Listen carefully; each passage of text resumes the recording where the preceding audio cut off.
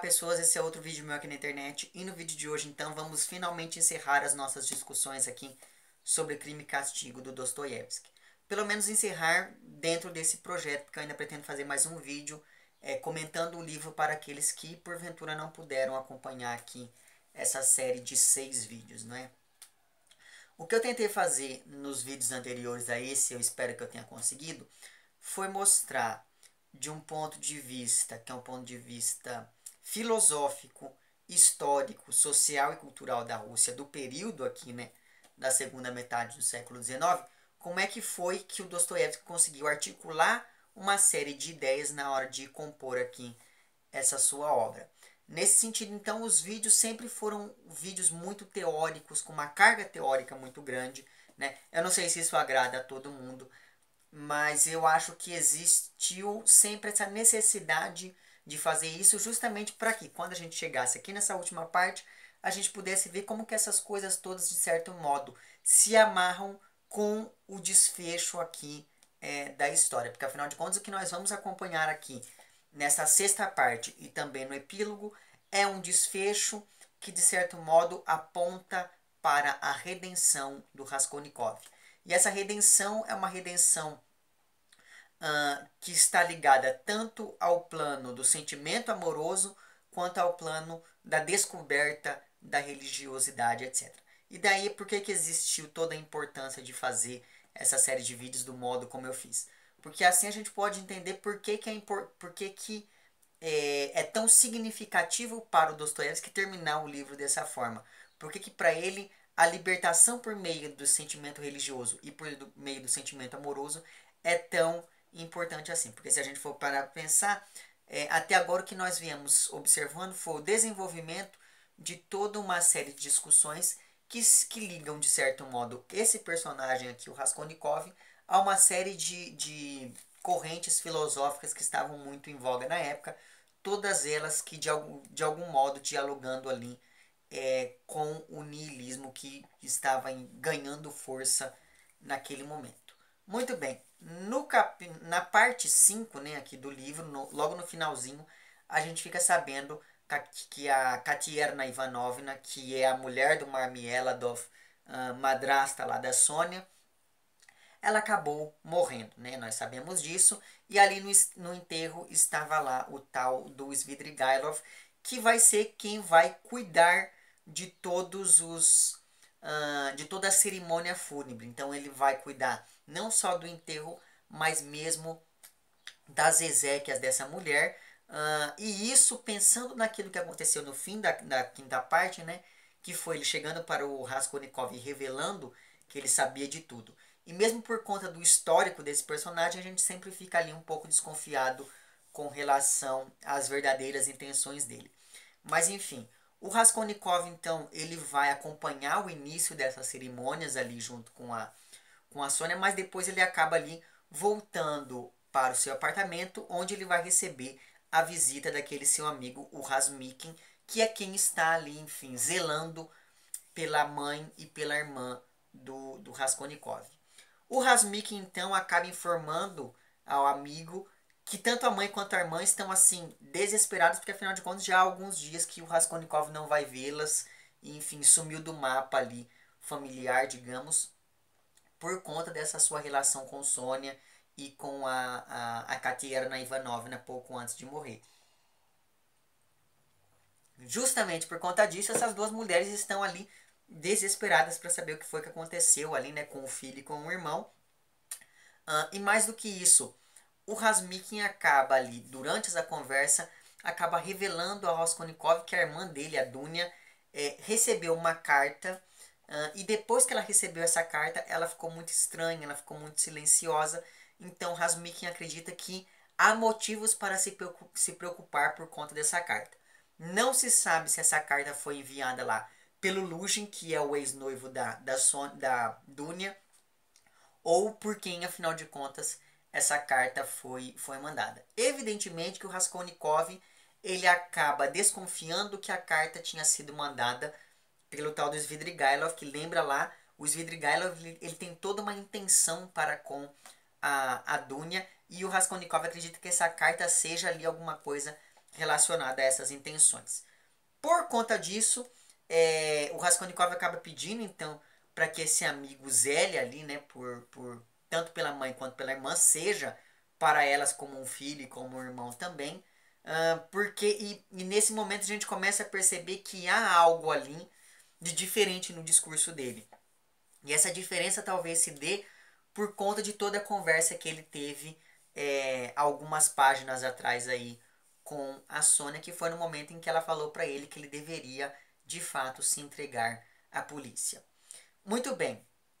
Mais do que a notícia dessa carta, o Razumixin dá ao Raskolnikov uma outra notícia que é bem importante, que é a seguinte.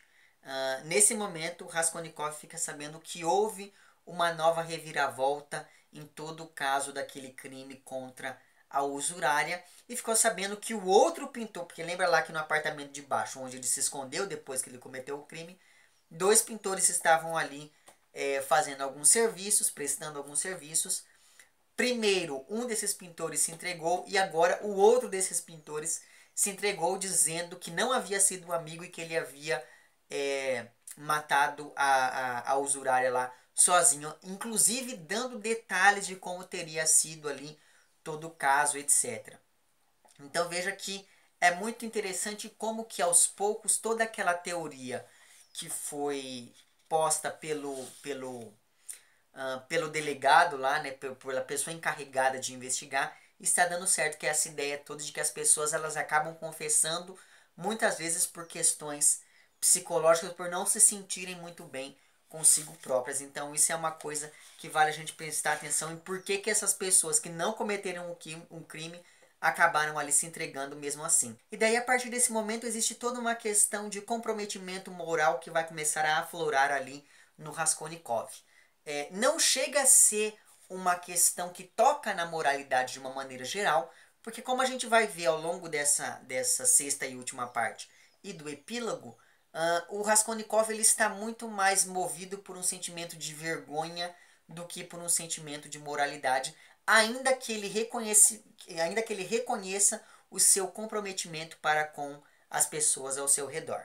E daí é muito interessante porque na página 456 é dito que o Raskolnikov sozinho não iria conseguir viver com uma coisa daquela na alma. Essa coisa daquela na alma que está dizendo que ele não vai conseguir viver aqui é justamente esse sentimento que o faz pensar em se entregar mesmo, porque afinal de contas, não só por conta daquela sua conversa com a Sônia, mas também mesmo por causa do desenvolvimento, do desenrolar de todo esse caso, porque afinal de contas pessoas inocentes foram presas ali em seu lugar, ainda que essa não seja a principal, esse sentimento de piedade não seja ali o que guie de fato os seus passos, etc. Muito bem. Quando o Raskolnikov termina ali de ter essa conversa com o amigo, ele está quase saindo do apartamento, e daí quem é que chega? O Porfiri, que é aquele, acho que é esse o nome do sujeito, e eu acho que é assim que se pronuncia, que é aquele mesmo sujeito que está cuidando de todas ali as investigações, e esse investigador ele acaba resolvendo ali, né, abrir o jogo de fato com o Raskolnikov e diz que, apesar de não ter provas, ele acredita que foi o Raskolnikov quem matou ali a velha. E daí vem um dos trechos que é mais tenso aqui nessa sexta parte, que é justamente a argumentação que o Porfírio vai ali desfiando para poder mostrar ao Raskolnikov por que ele acredita que foi ele a cometer aquele crime. Então, durante a sua argumentação, o Porfírio ele chega inclusive a sugerir que o Raskolnikov ele esteja ali no mesmo nível que aqueles pintores, no mesmo nível dentro daquela divisão, né, que o Raskolnikov fez naquela sua teoria. E daí na página 465 é onde existe ali o ponto central e culminante de toda a teoria do Porfírio. Evidentemente que eu não vou ler a página inteira, eu vou pegar aqui alguns recortes que eu fui grifando para poder ler para vocês. Então ele diz o seguinte, comentando sobre essa classe de homens ordinários. O senhor não admite que do meio dessa gente saiam fantasias? Saem à torto e à direito. Aqui vemos sonhos tirados de livros, aqui vemos um coração exasperado por teorias, aqui vemos a decisão de dar o primeiro passo. mas uma decisão de uma espécie particular. Ele, o assassino, tomou a decisão, mas foi como se tivesse caído de uma montanha ou despencado de um campanário. E chegou ao crime como se não houvesse caminhado com as próprias pernas. Esqueceu-se de fechar a porta após entrar e matou. Matou duas pessoas apoiado na teoria. Matou, mas não conseguiu se apoderar do dinheiro e o que agarrou meteu debaixo de uma pedra. Achou pouca a aflição que suportou sentado atrás da porta enquanto tentavam arrebentá-la e puxavam o cordão da sineta. Não. Depois foi ao apartamento, já vazio, meio delirando, relembrar aquela sineta, sentiu a necessidade de voltar a experimentar o frio na espinha. Bem, isso, suponhamos, aconteceu durante a doença. No entanto, veja mais uma coisa. Matou, mas se considera um homem honrado. Despreza as pessoas. Anda por aí como um anjo pálido. Então veja que, no meio dessa sua argumentação, o Porfírio, ele acaba, de certo modo, não, ele acaba descrevendo exatamente todas as ações que o Raskolnikov fez durante esse período que a gente veio acompanhando ali ao longo de todo o livro. E daí, uma vez descoberto, é muito interessante como, uma vez que ele foi ali, né, desmascarado diante e pelo investigador, o Raskolnikov diz o seguinte: não fui eu quem matou. Isso na página 466 dessa minha edição. E daí o narrador completa da seguinte maneira: balbuciou Raskolnikov como criancinhas assustadas que são apanhadas com a mão na massa. Então veja que toda aquela postura de um assassino, toda aquela postura fria e calculista acaba desaparecendo quando Raskolnikov se vê acuado ali. Talvez esse seja ali o ponto em que de fato haja o total enfraquecimento desse sujeito, que vai passar a acreditar com uma força cada vez maior que ele deve de fato se entregar ali às autoridades. E esse pensamento de se entregar, de assumir a responsabilidade pelos próprios atos, acaba aumentando ainda mais quando o Porfírio, que é o investigador aqui, diz que, apesar de já saber de tudo, ele não prendeu o Raskolnikov ainda para não dar esse sossego a ele. Isso está na página 467 aqui. E apesar de tudo isso, fica bem claro que esse investigador ele tem um sentimento um sentimento quase honroso, um sentimento quase, enfim, de admiração pelo Raskolnikov.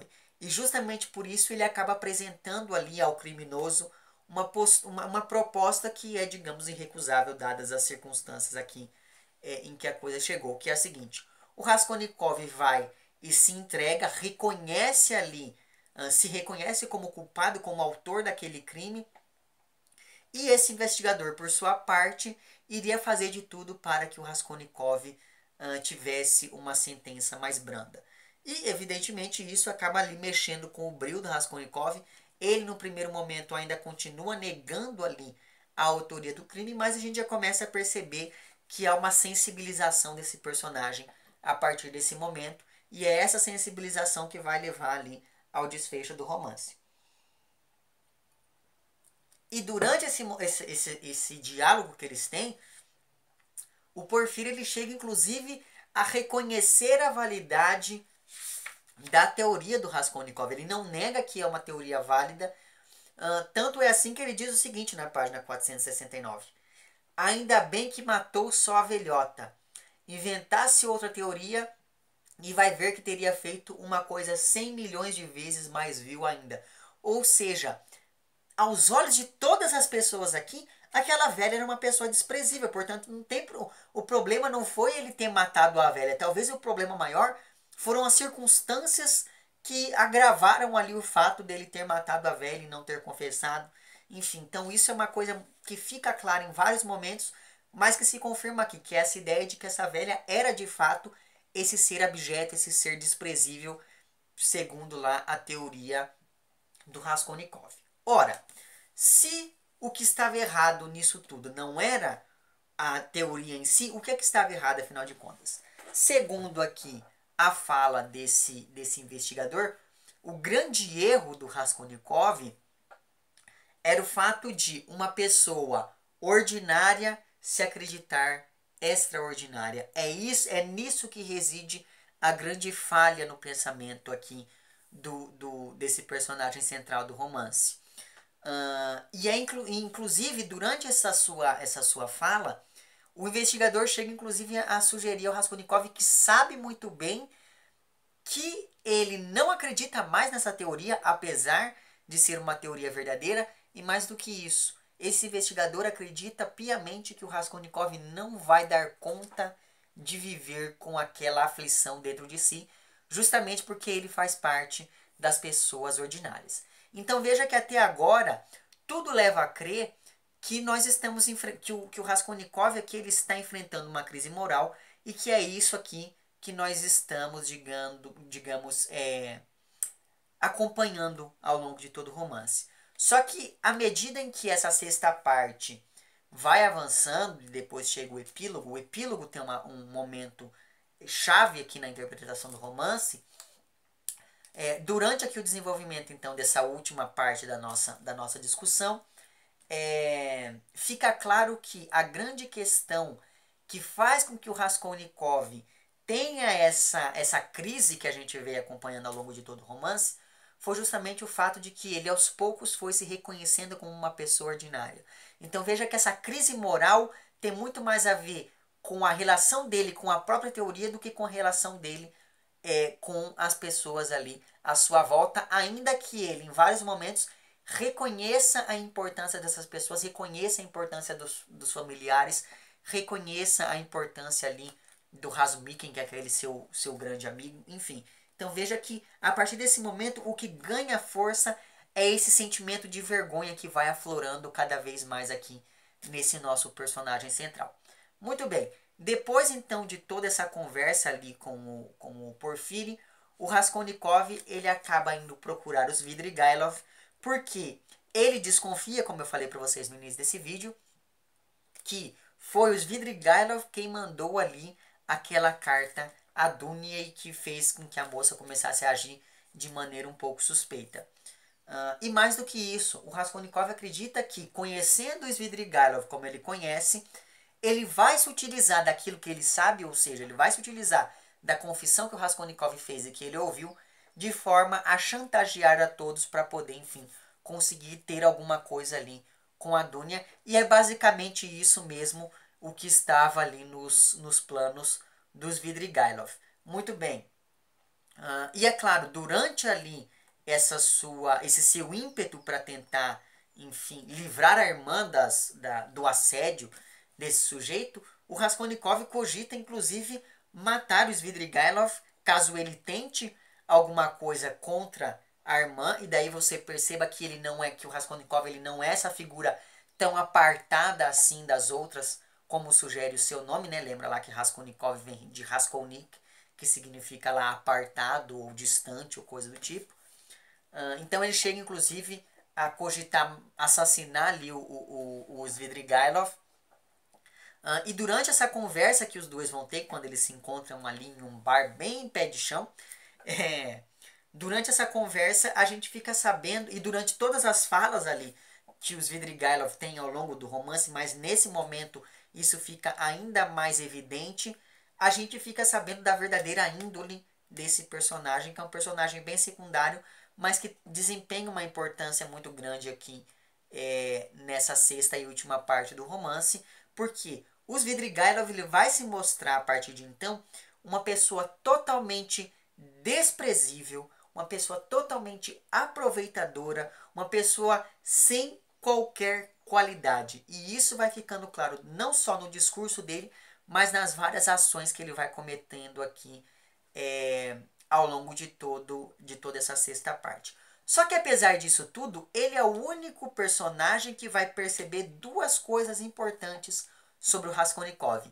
Primeiro, existe uma série de momentos aqui em que o Svidrigailov vai se referir ao Raskolnikov como sendo uma espécie de Schiller, e daí É preciso dizer que o Schiller ele foi um dos grandes ali idealizadores do movimento romântico alemão, né? Ah, então, nesse sentido, você perceba que o Svidrigailov ele percebe no Raskolnikov um espírito romântico, um espírito ligado ali ao lado do sentimentalismo, e é por isso que não é possível ao Raskolnikov ser totalmente nihilista. E mais do que isso, o Svidrigailov é talvez o único personagem que perceba desde o início que o Raskolnikov não está arrependido. Ele está envergonhado por ter errado em sua postura para com a sua própria teoria. E é justamente isso, como eu falei para vocês, que a gente vai acompanhar aqui. Não é uma questão de arrependimento, mas sim de vergonha, de um sentimento ultrajante para consigo próprio. Muito bem. Depois dessa conversa ali entre Raskolnikov e o Svidrigailov, esse último vai então ali procurar a Dunya, porque afinal de contas revela-se que foi ele mesmo quem havia escrito a carta para a moça.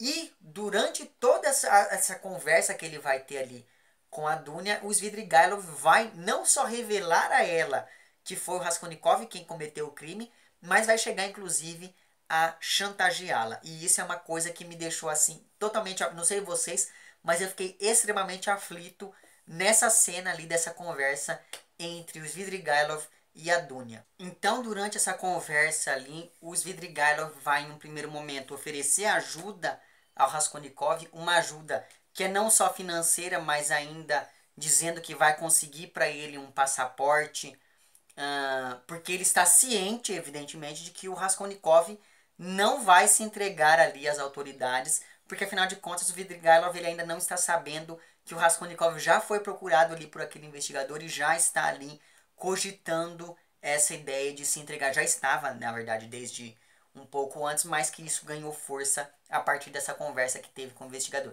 Então o Svidrigailov ele não está sabendo de nada disso e justamente por conta disso, em um primeiro momento, acaba oferecendo ali esse tipo de ajuda ilegal e financeira ali para o Raskolnikov, e diz que a única condição para que ele faça isso é que a Dunya mantenha relações consigo, ou seja, que a grande questão é Dunya deve dormir com Svidrigailov para que Raskolnikov possa ficar livre. E mais do que isso, ele chega inclusive a sugerir que ela não está em posição de negar essas suas condições, porque, em primeiro lugar, por conta da condição em que está ali, da situação toda em que está o Raskolnikov, mas também e principalmente pelo fato de que, se ele quiser, ele pode ter algo com ela, mesmo que a força e ali mesmo. E aí, nesse momento, você começa a perceber como a Dunya foi totalmente corajosa, mas ao mesmo tempo muito burra de ir ali sozinha. E eu já falei, meu Deus do céu, eu não acredito que essa mulher fez isso. De entrar ali na cova do leão sozinha e desarmada. Pois é, mas Dunya não estava desarmada, porque no momento em que ele fala isso, ela tira um revólver ali do bolso, arma o revólver e fala, se você se aproximar, eu te mato. Ela chega, inclusive, e essa foi assim, um momento de respirar aliviado, quando eu percebi que ela estava falando sério que poderia matá-lo mesmo. Porque eu fiquei muito preocupado quando eu percebi o rumo que a coisa estava tomando, não sei vocês, mas enfim, isso me preocupou bastante. Mas enfim, ela tira ali então aquela arma do bolso, e chega inclusive a atirar uma vez ali no Svidrigailov. O tiro pega de raspão, mas ainda assim acerta um pouco na têmpora dele. Chega inclusive a armar o revólver para poder ali atirar de novo, mas a arma falha. Então veja que por esse momento aqui da história e por um outro momento que vai surgir um pouco depois, fica claro que talvez o grande mal aqui seja o Svidrigailov. Talvez o Svidrigailov ele seja o principal representante dessas pessoas extraordinárias dentro da teoria do Raskolnikov. Porque ele sim vai e não vê empecilhos para conseguir aquilo que ele quer. Se ele quer ter o amor da Dunya, ele vai fazer o que for preciso para conseguir fazer isso. Nem que seja chantagear o irmão dela, nem que seja chantagear ela própria, nem que seja estuprá-la ali mesmo. Só que a partir do... Então veja, ele é que é a grande pessoa extraordinária aqui dentro do romance. Só que a partir do momento em que ele percebe que ela estaria disposta a matá-lo para poder se libertar ali, né, desse jugo em que ele a colocou, ele começa a perceber que ele, mesmo que ele vá lá e faça alguma coisa com ela à força, não vai ser a mesma coisa. Porque afinal de contas ele não quer só o corpo dela, ele quer que realmente eles tenham alguma coisa a mais. Então ele começa a perceber que, independente do que ele faça, ela não o ama e nem vai amá-lo. E daí, a partir da constatação que esse personagem tem disso, ele acaba falando para que ela vá embora, ela vai e acaba deixando ali o revólver para trás. E isso é uma coisa muito, muito curiosa, porque a partir desse momento a gente vai acompanhar esse personagem perambulando pelas ruas com essa nova informação de que a mulher que ele ama, não corresponde a esse amor. Então, por conta dessas perambulações, ele vai fazer 3 ou 4 coisas, né, que vão ser muito importantes aqui. A primeira delas, ele vai acabar deixando uma quantidade muito grande ali, né, de dinheiro com a Sônia para que ela possa ajudar o Raskolnikov. Ele vai romper com aquela noiva que ele estava, enfim, com quem ele estava ali se relacionando desde que ele chegou em São Petersburgo. O terceiro ponto, que é um ponto assim muito importante para o desenrolar aqui da coisa, é que ele vai até um hotel e nesse hotel ele tem um sonho medonho com uma menininha e ele sonha que essa menininha está ali, enfim, pedindo ajuda ou coisa do tipo, porque ela quebrou uma xícara da mãe e está com medo de ser espancada. Ele vai, acolhe aquela menininha, coloca essa menininha na cama dele e a partir desse momento esse sonho passa a ter um viés meio estranho, porque ele começa a olhar essa menina de uma maneira bem erótica, como se a menina estivesse se oferecendo para ele, e isso me deixou um pouco preocupado também. Mas enfim, e é claro, durante todo o momento em que ele está tendo esse sonho, a gente não fica sabendo que isso é um sonho. Então você acredita que de fato ele vai ter alguma coisa com a menina ali. E a gente, e eu conhecendo a obra do Dostoiévski como eu conheço, eu sei que ele é bem capaz de escrever coisas assim, porque eu me lembrei lá daquele personagem dos demônios, né, o Nikolai, que tem um momento ali do livro em que ele tem relações com uma menor de idade. Então, enfim, eu já estava assustado quando eu comecei a ler esse trecho. Eu falei, meu Deus do céu, lá vem o Dostoiévski com essas histórias estranhas de novo. Mas, enfim, no fim das contas a gente fica sabendo que é tudo um sonho. E daí vem a grande questão que é o Svidrigailov, não sabendo lidar com essa rejeição e não sabendo administrar tudo aquilo que vem com essa rejeição, acaba resolvendo que ele vai para a América. E onde é a América, ele pega aquele revólver que a Dunya deixou ali jogado no apartamento dele, aponta para a cabeça e se mata. E assim, essa cena foi uma cena que eu fiquei, meu Deus do céu. E daí vem a grande questão. Eu acabei de citar para vocês os demônios. E os demônios, uma das grandes discussões que estão ali postas naquele romance é a relação entre o niilismo e o suicídio. Porque se o niilismo é a negação de todas as coisas, é a negação, inclusive, da própria vida. Então, se você for ver, o Svidrigailov, ao se suicidar, ele está dando um grande passo rumo ali ao niilismo, segundo era entendido lá na Rússia daquele período, ok? Ok. Muito bem, então perceba que tudo isso para falar que esse personagem ele acaba adquirindo essa importância porque ele se apresenta aqui não só por conta das outras ações, mas principalmente por conta desse suicídio como o grande representante ali dessa segunda categoria de pessoas para ficarmos ali atentos à teoria do Raskolnikov. Muito bem, enquanto tudo isso está acontecendo ali com Svidrigailov, Raskolnikov vai ali se despedir da mãe e a gente tem uma descrição muito bonita de uma cena entre ele e ela, é a primeira demonstração de afeto, ainda que esse afeto seja movido pelo desespero, porque afinal de contas ele já está decidido ali a se entregar quando ele vai se despedir da mãe. Então é uma cena muito bonita, uma cena muito tocante mesmo. Quase que me escorre uma lágrima lendo ali aquele trecho do romance. Chega inclusive a se despedir também da Dunya, que é a irmã dele. E é para ela que ele finalmente confessa que ele pensou inclusive em se matar para poder evitar a humilhação de ter que se entregar. E daí você tem aquela ideia de que até o momento em que o Raskolnikov se entregue, né, antes dele se entregar, ele vai estar sendo ali uma pessoa extraordinária. A partir do momento em que ele se entrega, ele vai passar de pessoa extraordinária para criminoso. Então veja que esse rebaixamento na posição dele é algo que é humilhante, segundo ali aquela teoria que ele veio bolando ao longo de todo o romance, como a gente acompanhou.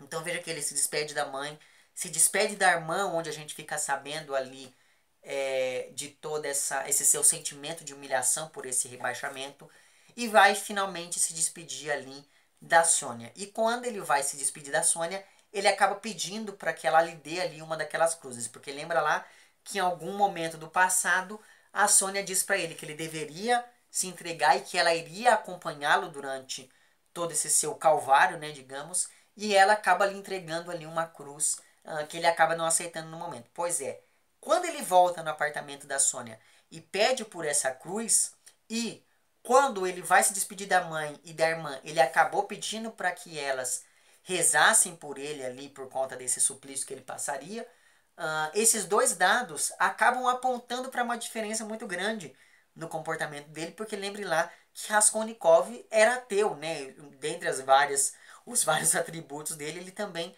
era ateu, e continuará sendo até o fim do romance, pelo que tudo indica, né? Mas enfim, então esse pedido dele pela oração dos familiares e pela cruz ali da Sônia acaba apontando para esse caminho da redenção por meio da religiosidade, como eu falei para vocês no início desse vídeo. Mas enfim, fica também claro nesse momento que a Sônia vai acompanhá-lo independente do que aconteça, e tendo isso em vista, então ele acaba resolvendo se entregar. Então ele vai até a delegacia, só que assim que ele chega na delegacia, ele fica sabendo do suicídio do Svidrigailov, e saber do suicídio desse seu amigo acaba o demovendo por alguns momentos desse desejo de se entregar. Ele chega inclusive a sair da delegacia de novo, mas assim que ele se depara com a Sônia, ele volta e acaba confessando tudo, e é justamente assim que se encerra a sexta parte do romance. Mas aí nós temos o epílogo, que como era muito curto, eu resolvi ler tudo de uma vez, né, para não ficar mais uma semana até o próximo vídeo.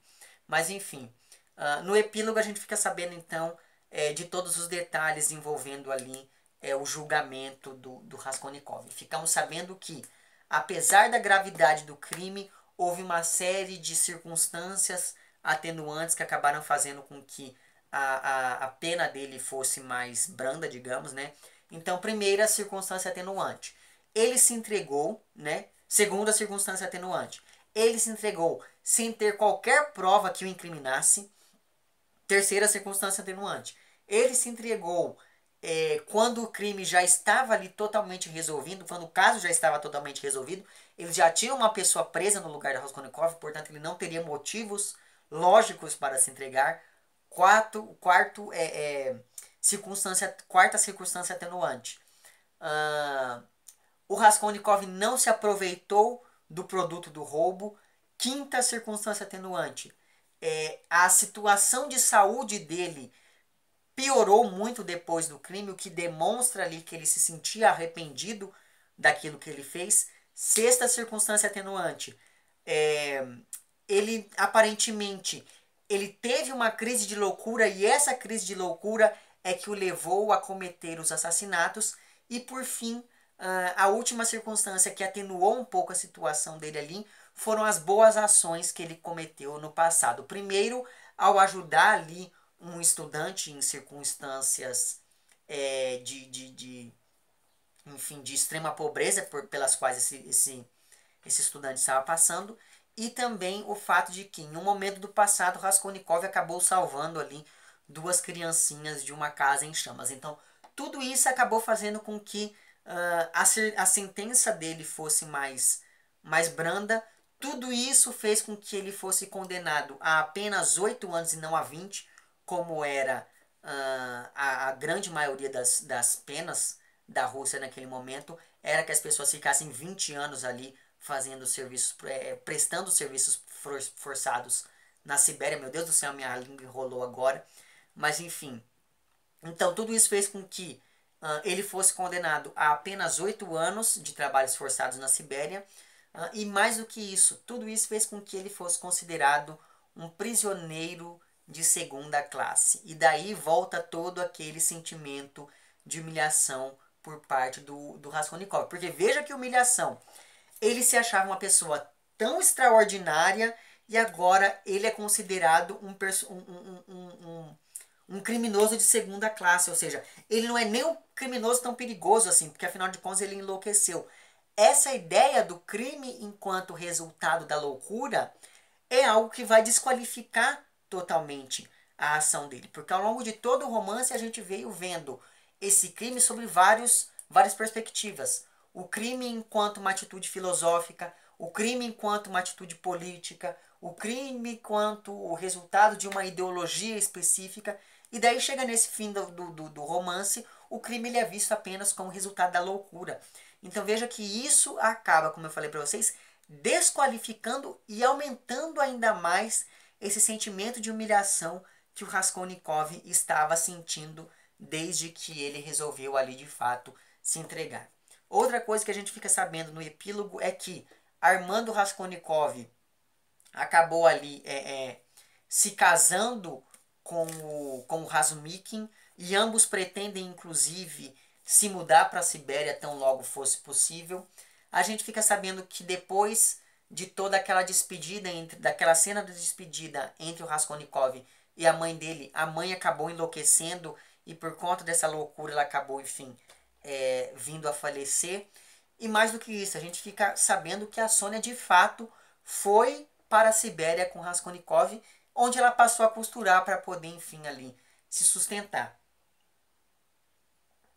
E daí, a Sônia ela vai servir ali enquanto elo que vai ligar, enquanto uma ponte que liga o Raskolnikov à própria família. Então ela vai escrever longas cartas extremamente descritivas para poder falar de como que é a vida ali naquela prisão e esse tipo de coisa.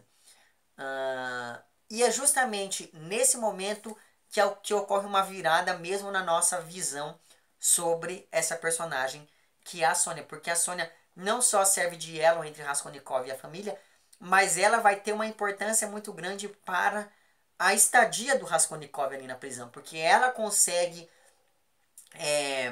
se relacionar muito bem com todos os presos ali daquele lugar. Ela consegue inclusive se relacionar bem com os responsáveis pelo presídio, o que acaba fazendo com que os trabalhos do Raskolnikov fossem atenuados. Então a Sônia é uma figura de grande importância ali dentro do presídio para a vivência do Raskolnikov naquele lugar. Só que apesar disso tudo, a relação entre os dois permanece extremamente estranha, porque ele não se considera um criminoso como as outras pessoas o consideram, mas ele também não se considera um pecador como a Sônia o considera. De fato, isso acaba, de certo modo, comprovando aquela ideia de que ele está se sentindo humilhado. Tanto é assim que ele acabou ficando doente de tanta humilhação que ele está sentindo. Então veja que a relação entre ele e Sônia é uma relação distante, porque no fundo ele, em um primeiro momento, acredita que ela é a grande culpada pelo fato de toda essa humilhação estar acontecendo com ele, porque afinal de contas foi por conta dela que ele acabou ali se entregando de fato. E ele acaba, nesse momento, ele acaba pensando que o melhor teria sido se suicidar, a exemplo do que fez lá o Svidrigailov. E daí, novamente, eu volto a chamar a atenção para vocês da relação dentro aqui da obra do Dostoiévski entre o suicídio e o niilismo. Porque assim como acontece lá, um dos personagens... Agora eu não me lembro mais qual personagem dos demônios que tem essa teoria. É um dos personagens de um livro do Dostoiévski chamado Os Demônios. Ele tem toda uma teoria envolvendo ali o suicídio, dizendo que o suicídio é a negação máxima de Deus. E mais do que a negação máxima de Deus, é a negação máxima de todas as coisas, porque quando uma pessoa se suicida, ela adquire um poder tal que ela consegue comandar a própria vida e a própria impressão que ela vai ter sobre todas as coisas ao seu redor. Então veja que dentro da obra do Dostoiévski, niilismo e suicídio são duas coisas que de certo modo vão andar juntas ali, e isso fica claro aqui no finalzinho de Crime e Castigo. Só que aí, a partir do momento em que ele percebe que ele não se matou, apesar de saber que se matar seria uma atitude mais honrada para um niilista, ele vai começando a perceber que a vida, afinal de contas, para ele, tem algum valor. E a partir do momento em que ele começa a perceber que a vida tem algum valor ali dentro da prisão, ele começa a observar como os outros prisioneiros lidam com aquela situação toda que eles estão passando, ali a gente começa a perceber um enfraquecimento dessa postura nihilista do Raskolnikov. Ele começa a acreditar em alguma coisa, nem que seja na validade da própria vida. Então, essa ideia que ele começa a ter desse sentimento com relação à vida, a imagem virginal que ele vai passar a ter, ele e os outros personagens vão passar ali a ter da Sônia, que é vista ali quase como uma santa que ajuda todas as pessoas. E essa é uma figura que era característica da literatura russa daquele período, que é a de uma mulher que abre mão da própria honra para poder ajudar os outros, e ela no final das contas tem ali um desfecho redentor, né? Ela tem ali, a figura dela é alçada a um grau de virgindade, a um grau de santidade que acaba apagando toda esse seu passado maculado, digamos assim, né?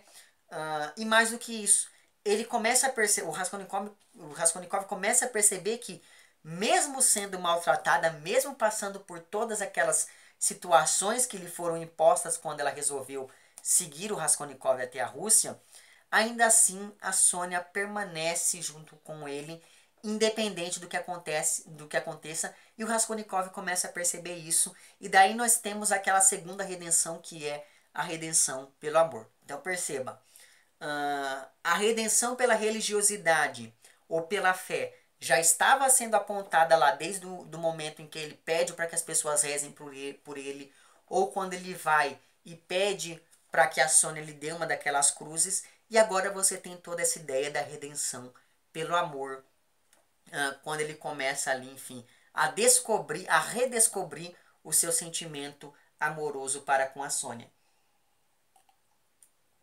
E talvez o momento em que essas duas coisas fiquem ali mais unidas é no trecho final mesmo do romance, que é o momento em que a gente fica sabendo que durante a sua doença, o Raskolnikov pediu para que a Sônia lhe levasse uma Bíblia, e ela, apesar de ter levado essa Bíblia, não tocou no assunto nunca mais com ele. Então veja que esse gesto de amor dela em não tentar convencê-lo de nada, e esse gesto de abraçar a religião ou a fé por parte dele, a fé mais do que a religião por parte dele, acaba de certo modo unindo essas duas redenções e apontando para essa salvação dele, que vai ficar explícita aqui no último parágrafo do romance, quando quando esse narrador, né, vai dizer que de fato há ali uma esperança, mas que isso é assunto para um outro romance. E é justamente assim que se encerra aqui o Crime e Castigo. Eu não sei vocês, mas eu acho assim que esse é um dos melhores romances da história da literatura universal. Não adianta, sabe? Não é o meu romance preferido do Dostoiévski, mas ainda assim, eu não sei dizer isso de uma maneira fria e calculista, como eu tento sempre fazer aqui, mas é um dos meus romances preferidos da vida, ainda assim. Enfim, fica aqui então a dica de mais este livro incrível. Eu gostaria muito de agradecer a todas e todos que acompanharam aqui esse projeto de leitura. Eu acredito que isso foi uma boa experiência não só para mim, como para vocês também. Espero poder contar com vocês aí em outros projetos, né?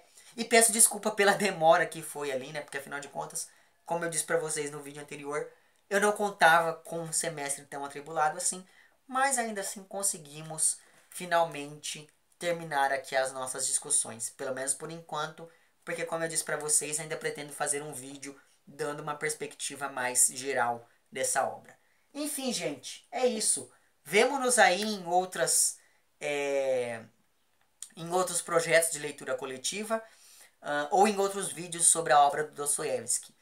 Está na minha meta literária ainda deste ano, estão outros dois romances do Dostoiévski, que são eles então, O Adolescente, que inclusive já está aqui separado, já vou começar a lê-lo ainda hoje, e está também O Idiota. Mas para esses dois vídeos, para esses dois livros eu não vou fazer leitura coletiva, porque isso é uma coisa que leva um certo tempo para que eu possa ir lá e preparar cada um dos vídeos de 50 minutos cada um. Então pretendo fazer um vídeo só para cada um desses livros, mas ainda assim convido todas e todos para que possam, enfim, ler também essas duas obras para que a gente possa comentar de maneira mais satisfatória ainda quando eu resolver fazer vídeo sobre esses livros. Em todo caso, então, fica aqui o meu agradecimento a todas e todos que tiveram não só a paciência de esperar pelos vídeos do projeto, mas também, enfim, de acompanhar vídeos de 50 minutos cada um, não é? É isso então.